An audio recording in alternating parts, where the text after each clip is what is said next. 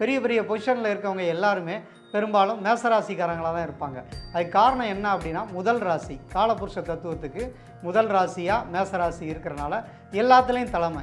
அதுவும் குடும்பத் தலைவராக மேசராசிக்காரங்க அமைஞ்சிட்டாங்க அப்படின்னா அந்த குடும்பம் வந்து ஒரு பெரிய வளர்ச்சியை அது அடையும். ஏன்னா சனி வந்து 12ஆம் இடத்துல இருந்து கொஞ்சம் மந்தப்படுத்தினார். எந்த செயல்லையும் கொஞ்சம் தடைகளை கொடுத்துக்கிட்டே இருந்தது. இந்த நேரத்தில் செவ்வாய் ராசி அதிபதி தன் ராசியவே பார்க்குறது வந்து ஒரு பெரிய அதிர்ஷ்டம் அப்படின்னு கூட சொல்லிடலாம்.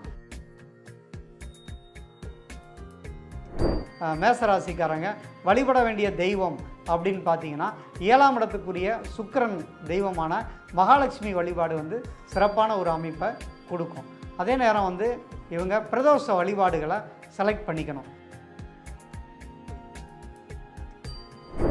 ஒரு சின்ன பவுலில் அரிசியை போட்டு அதில் வேலை வச்சு அதில் வந்து நீங்கள் செவ்வாய்க்கிழமை சின்னதாக ஒரு மல்லிகைப்பூ வச்சு வழிபட்டீங்க அப்படின்னா நிறைய பேருக்கு வந்து காதலில் பிரச்சனை இருக்கவங்களுக்கு காதல் கைகூடக்கூடிய ஒரு அற்புதமான பலன்களையும் இந்த நேரத்தில் அனுபவிக்கலாம்.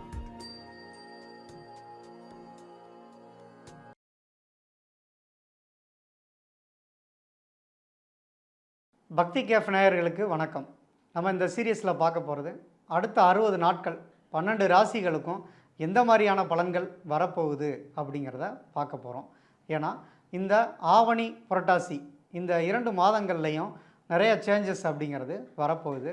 அதுவும் குறிப்பாக இந்த செவ்வாய் பெயர்ச்சிங்கிறது இவ்வளோ நாள் இருந்த பல நெருக்கடிகளை மாற்றி ஒரு சுபயோக லாப பலன்களை இனிமேல் தரப்போகிறாரு.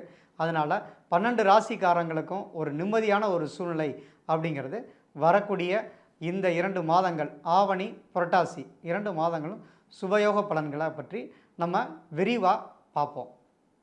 மேசராசி நேயர்களே, மேசராசிக்காரங்க எப்போவுமே வந்து ஒரு பிடிவாத குணம் இருக்கும். தான் நினச்சதை சாதிக்கணுங்கிற ஒரு எண்ணம் இயற்கையிலே அவங்களுக்கு உண்டு. அந்த திறமை அப்படிங்கிறது அவங்கள்ட்ட இயல்பாகவே உண்டு.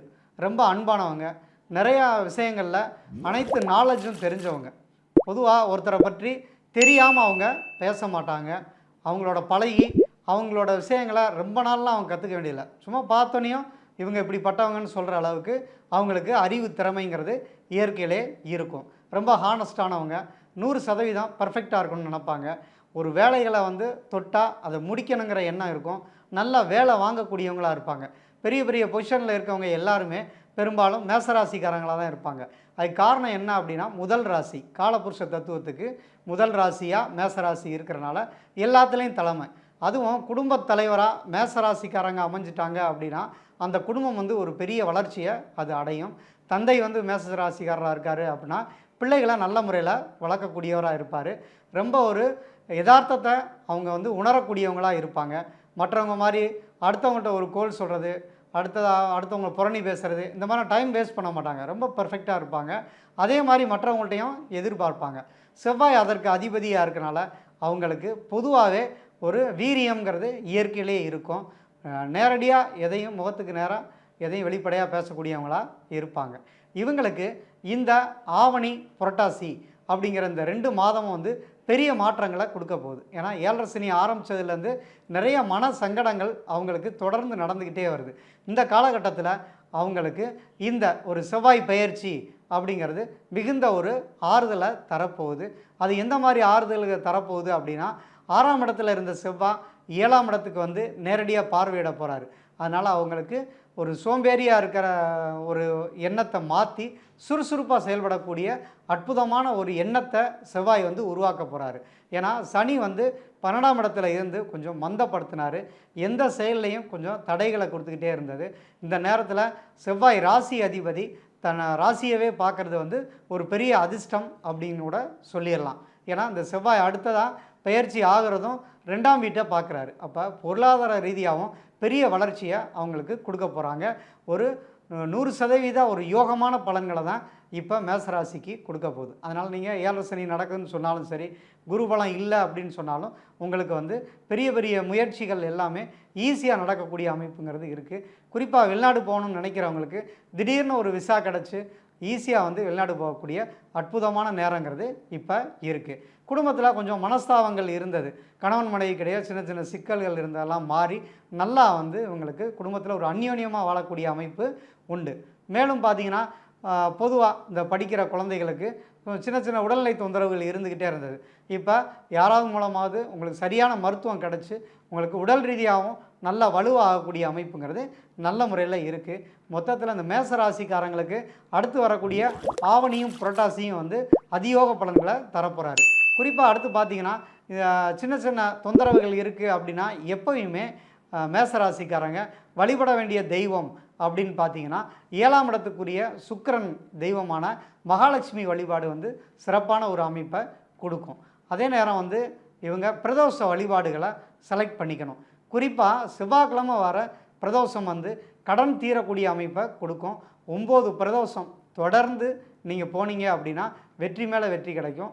ரொம்ப ஒரு சிறப்பான மாதங்களாக ஆவணியும் புரட்டாசியும், அதாவது அடுத்து வரக்கூடிய 60 நாட்கள் மேசராசிக்காரங்களுக்கு சிறப்பான ஒரு நல்ல பலன்களை அது தரப்போகிறாரு.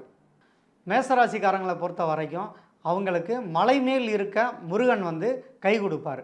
பழனி முருகனை வந்து கையில் பிடிச்சிக்கணும், அப்பப்போ வேண்டுதல்கள் வைக்கணும். ஏன்னா முருகனை பொறுத்த வரைக்கும் நம்ம மொட்டை அடிக்கிறது அல்லது வந்து அந்த முருகனுக்கு வந்து படியேறி, அதாவது பாத யாத்திரை போய் வழிபாடுகள் செய்கிறது வந்து சிறப்பான ஒரு அம்சத்தை கொடுக்கும். ஏன்னா முருகனுக்கு பிடித்ததே வந்து தான் சொந்த இடத்துலேருந்து இன்னொரு இடத்துக்கு மாறி போய் வரக்கூடிய ஒரு அற்புதமான ஒரு குணம் கொண்டவர்.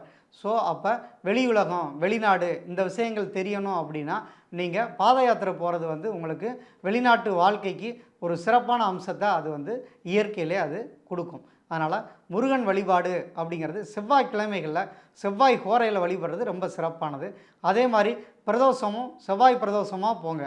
அது வந்து பலவிதமான நன்மைகளை, நீங்கள் எதிர்பாராத அதிர்ஷ்டங்களை அள்ளி கொடுக்கக்கூடிய ஒரு அற்புதமான ஒரு சூழ்நிலைகளை அது ஈஸியாக அமைச்சு கொடுக்கும். பொதுவாக மேசராசிக்காரங்க நண்பர்கள்ட்ட இந்த காலகட்டங்களில் தேவையில்லாத மனஸ்தாபங்களில் இருப்பாங்க. அதனால் நீங்கள் அந்த மனஸ்தாபத்தெல்லாம் களையணும் அப்படின்னு சொன்னால் நீங்கள் செவ்வாய்க்கிழமைகளில் வேல் வழிபாடு ரொம்ப ஒரு முக்கியமான ஒரு வழிபாடு. அதாவது ஒரு வேலை வாங்கி வச்சு அதில் நீங்கள் அபிஷேகங்கள் பண்ணிக்கிறது ரொம்ப சிறப்பானது.